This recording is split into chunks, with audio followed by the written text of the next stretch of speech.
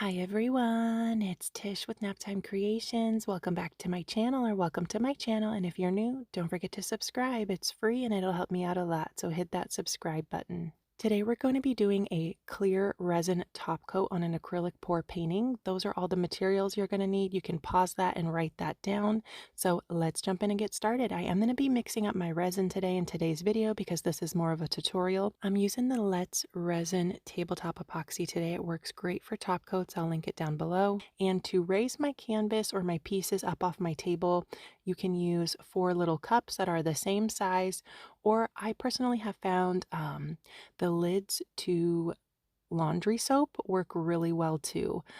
Those are what I'm using on these, but if you don't have those, 4 cups that are the same size will work perfectly.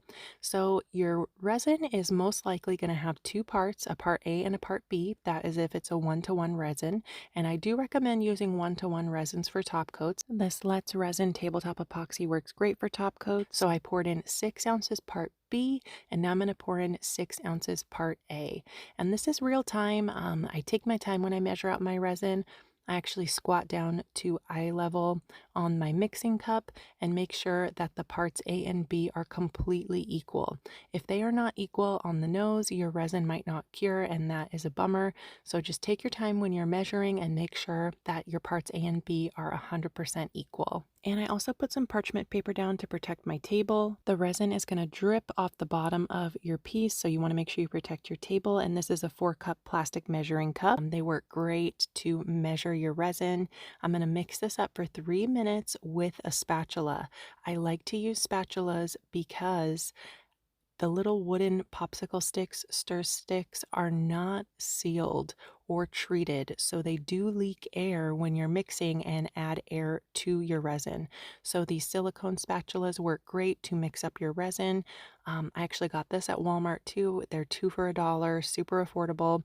And to clean out my cup and my stir stick, I just take a little 91% isopropyl alcohol on a baby wipe or a coffee filter. And it wipes right out, wipes clean, and you can reuse them the next time you pour. I like to use coffee filters instead of paper towels because paper towels shed fibers, and those can get into your cup, get into your resin, get stuck on your spatula. And the coffee filters don't do that, and same with the baby wipes, they don't really do that either. So when you mix your resin, you want to make sure you mix slowly. This is real time.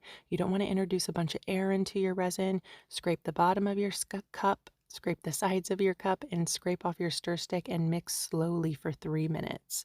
So this has been 3 minutes. This is how it's looking. There are some bubbles. This tabletop epoxy is a thicker resin. That's okay. No worries. We're going to pop those with our heat gun after we add it to our acrylic pour. And this is what I personally do. A lot of people don't do this, but I highly recommend doing this because it will ensure your resin is completely mixed.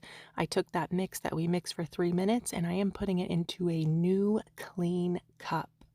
I'm making sure I scrape every drop out of that first cup because again, you want to make sure your parts A and B are completely equal, and this is where the spatula really comes in handy. Make sure you scrape the sides of the cup, scrape the bottom of the cup, get everything into that new cup, and we're going to mix for another 3 minutes. And this will make sure your resin is completely mixed. Again, scrape the sides of your cup, scrape the bottom of your cup, scrape off your stir stick, and mix slowly. So I was working on a few projects at once, but for the size canvas I'm going to be using, which is in 8x8 gallery wrapped canvas, you would only need about 4 ounces of resin.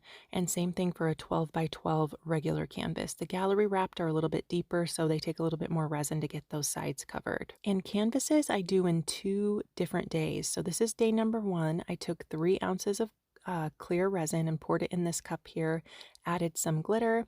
This is fuchsia sparkle glitter from my Etsy shop, gave that a good mix. You don't have to use glitter if you don't want to. You can use clear resin, but keep in mind, if you do use glitter, it can show through on a white canvas or your artwork. So use a color of glitter that is similar to the color of paint that's on your piece. So like if you're using lighter colors, use a lighter glitter, darker colors, use a darker glitter, because the darker glitter can show through. And I am going to pour that mix of 3 ounces of clear mixed with glitter on the back of the canvas. So when I resin pieces done on canvas, it does take me 2 days because I do this step on day number 1, and then the next day I do a clear resin top coat on the top. Adding resin to the back of the canvas makes sure that your canvas is strengthened and your resin is not going to pool in the center of your canvas. And before you do your resin, you want to make sure that your piece is completely level with a level. Make sure that it is level, level, level because resin is self-leveling. So if you're off a little bit, all of your resin is going to want to run to the spot that is not level. So again, just double, triple check, make sure that your piece is level. Tape the back, raise it up off your table on cups. Check it again with your level just to make sure that you're completely level, and then you are good to go to do your clear resin top coat. And that was it for the glitter layer. I just spread it out, made sure that the back was completely covered, let it cure overnight. This is the next day. Make sure you tape the back of your piece to prevent resin drips. I poured 3 ounces of clear into the center of my canvas, and if you don't do the first step of strengthening the back of the canvas, this resin can pool in the center of your canvas, kind of like a mud puddle. It'll just pull off the edges, off the sides. It does not look pretty, and you'll have a big pool of resin in the center of your canvas. So strengthen the back of the canvas the day before, and that will prevent any pooling from the clear top coat. So I'm just taking my gloved hand, making sure that the top and the sides are completely covered. You want to make sure you wear nitrile gloves when you work with resin because nitrile gloves have general chemical resistance. I also wear a respirator mask, and I recommend you do as well, and work in a well ventilated area. You want to make sure you have windows open, adequate airflow, because resin is a chemical and you don't want to be breathing that in. So again, just making sure the top and the sides are fully covered.